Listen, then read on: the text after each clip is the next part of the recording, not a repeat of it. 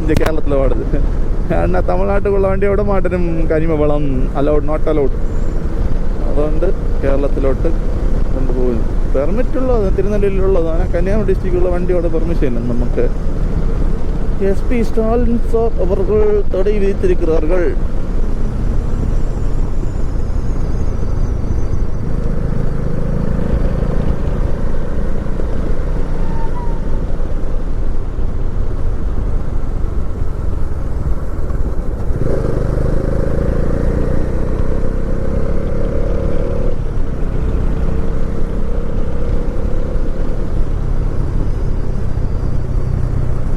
எத்தனை மணிக்கு ரீச் ஆகணும்? 8:20 ரீச் ஆகணும் காட்டுது கூகுள் மேப். கூகுள் மேப் சொல்கிறதே நம்பலாமா வேண்டாமா? ஆரியநாடு